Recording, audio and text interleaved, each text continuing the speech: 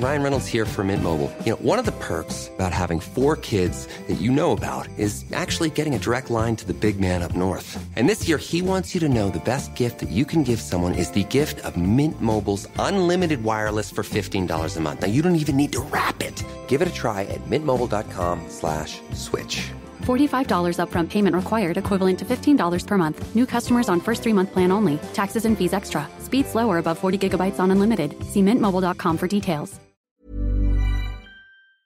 Bonjour, ici Patrick Pierrat, éditeur d'Info Bref. Voici l'essentiel des nouvelles en ce vendredi 13 décembre. Québec et Terre-Neuve et Labrador ont conclu une nouvelle entente concernant la centrale de Churchill Falls. Après 4 ans de négociations, François Legault et son homologue terre-neuvien Andrew Furey ont signé une entente de principe pour renouveler le contrat d'approvisionnement d'Hydro-Québec à la centrale de Churchill Falls au Labrador. Le nouveau contrat serait d'une durée de 50 ans, de 2025 à 2075. Le Québec pourra à terme compter sur une capacité additionnelle de 2400 MW. L'entente prévoit en effet d'augmenter la capacité de Churchill Falls et de développer 2 nouveaux projets. Hydro-Québec paiera désormais plus cher l'électricité de Churchill Falls.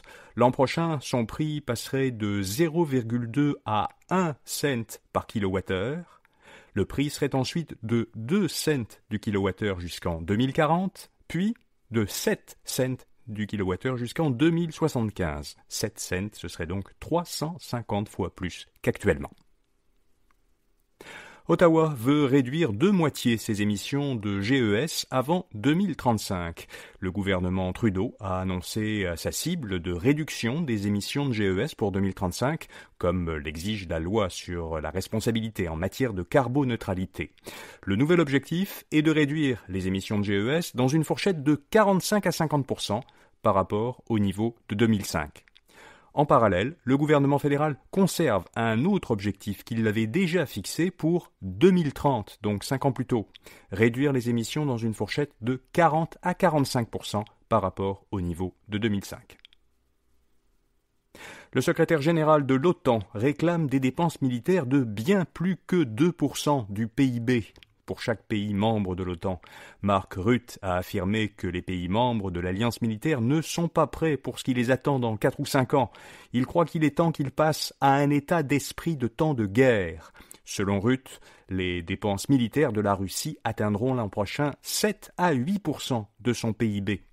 Or, seule une vingtaine de pays de l'OTAN sur 32 respectent actuellement le plancher de 2% du PIB adopté par l'Alliance. On parle d'un plancher de dépenses en dépenses militaires.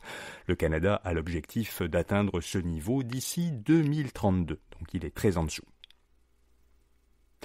Selon le magazine américain Time, Donald Trump est la personnalité de l'année 2024. Le futur président américain a été nommé à ce titre pour une seconde fois. Il l'avait déjà été en 2016, après sa première victoire à l'élection présidentielle.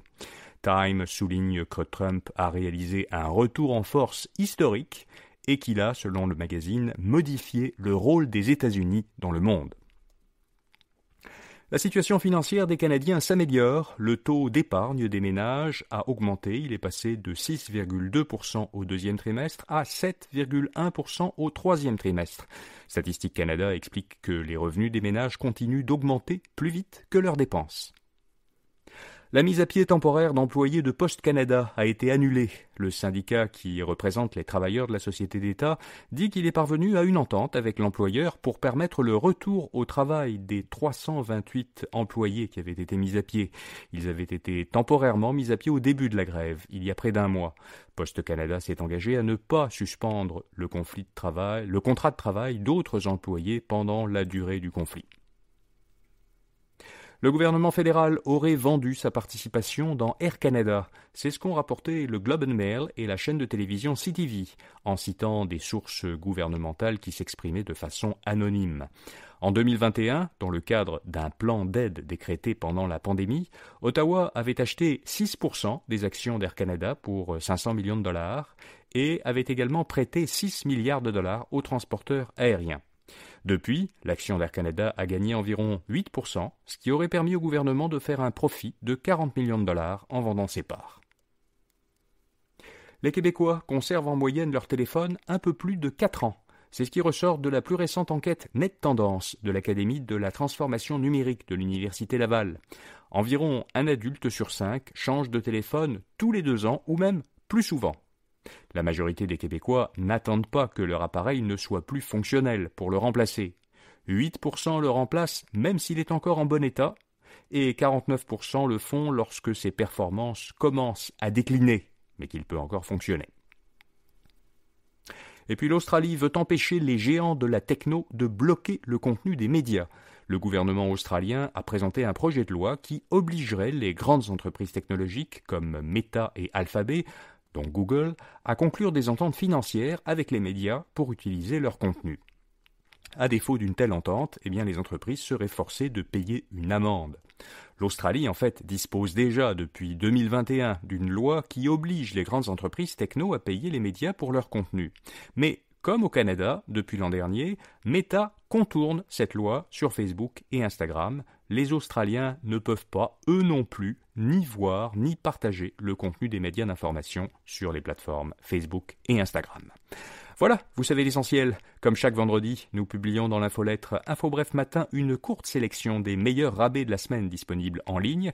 Vous la trouverez à infobref.com ou en suivant un lien vers cette rubrique dans les notes de cet épisode. Bonne fin de semaine et à lundi matin. This episode is brought to you by Progressive Insurance. Do you ever think about switching insurance companies to see if you could save some cash? Progressive makes it easy to see if you could save when you bundle your home and auto policies. Try it at Progressive.com. Progressive Casualty Insurance Company and Affiliates. Potential savings will vary, not available in all states.